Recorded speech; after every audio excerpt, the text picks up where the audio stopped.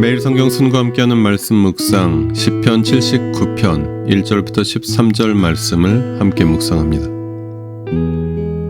하나님, 이방 나라들이 주님의 땅으로 들어와서 주님의 성전을 더럽히고 예루살렘을 돌무더기로 만들었습니다.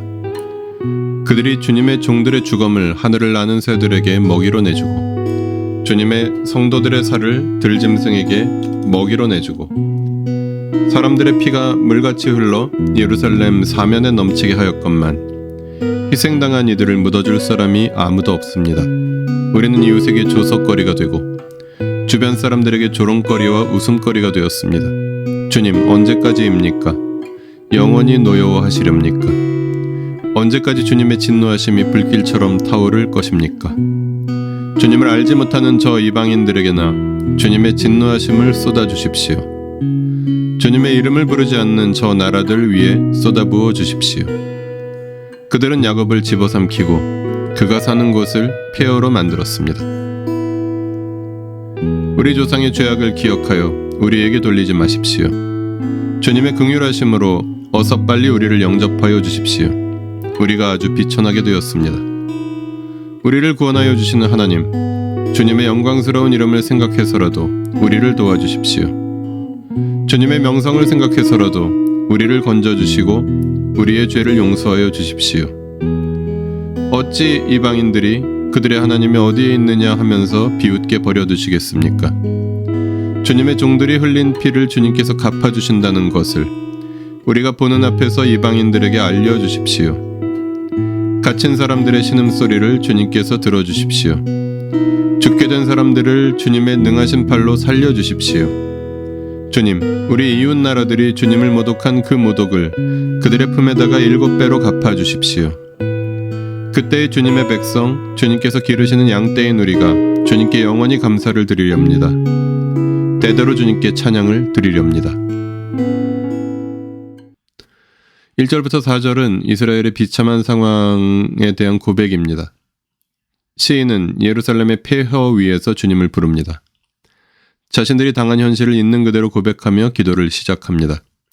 철저하게 파괴되었습니다. 이방인들에게 짓밟혀 성전이 더러워졌습니다. 피가 물같이 흘러 예루살렘 사면에 넘칠 정도였습니다. 공동체 전체가 절망에 빠졌습니다. 5절부터 12절에서는 진노를 거두시고 원수를 갚아주시기를 간구합니다. 시인은 그 비참한 상황에서도 하나님을 기억합니다. 그리고 하나님을 부릅니다. 하나님을 붙잡고 매달립니다.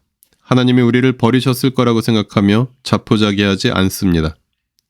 용서와 회복과 구원을 간구합니다. 복수를 간구합니다. 13절은 그날에 드릴 감사와 찬양의 소망과 서약입니다. 시인은 자신의 기도가 이루어질 그날을 꿈꿉니다.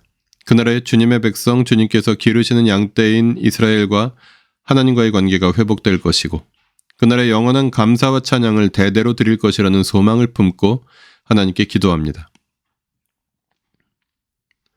본문을 통해 무엇을 깨달을 수 있을까요? 기도를 시작하는 자리. 시인은 예루살렘의 폐허 속에서 하나님이 심판이 지나간 자리에서 기도를 시작합니다. 거기서 희망은 발견됩니다. 이스라엘의 멸망은 이스라엘의 죄악에 대한 하나님의 정의의 실현이었습니다. 그렇다면 그들은 죄인들이고 그들은 사실 하나님의 이름을 부를 자격이 없는 자들입니다. 그러나 본문은 그 상황 속에서 그들이 할 수 있는 것은 기도라는 것을, 기도밖에 없다는 것을 말해줍니다. 돌무더기로 변한 성전과 도시의 폐허에서 그들은 다시 기도를 시작합니다.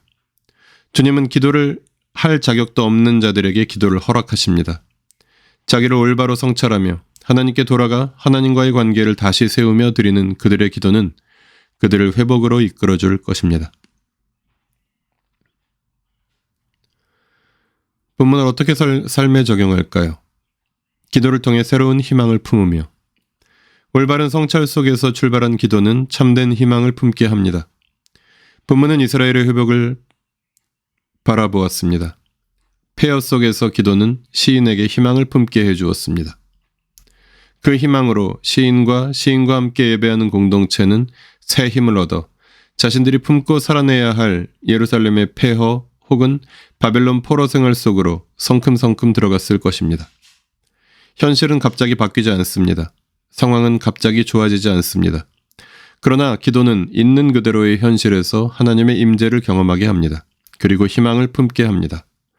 2년이 넘게 함께 수고한 코로나19 대유행, 코로나19 이후의 교회와 문재인 정부 이후의 대한민국, 무엇 하나 낙관적인 상황은 아니지만 무너진 폐허 위에 다시 기도를 시작한 이스라엘의 마음으로 주님께 나아가라고 본문을 통해 주님은 말씀하십니다. 기도하시겠습니다. 예루살렘의 폐허 위에서 그 절망적인 상황에서 기도를 통해 주님께 나아갔던 시인과 같이 온 세계, 이 땅, 공동체, 가정, 저 자신의 상황 속에서 주님의 도움을 구하며 주님을 바라봅니다. 기도를 통해 새로운 희망을 품게 하여 주십시오. 우리 주 예수 그리스도의 이름으로 기도합니다. 아멘. 매일 성경 순과 함께하는 말씀 묵상, 오늘의 묵상을 마칩니다. 말씀이 함께하는 하루 보내십시오. 고맙습니다.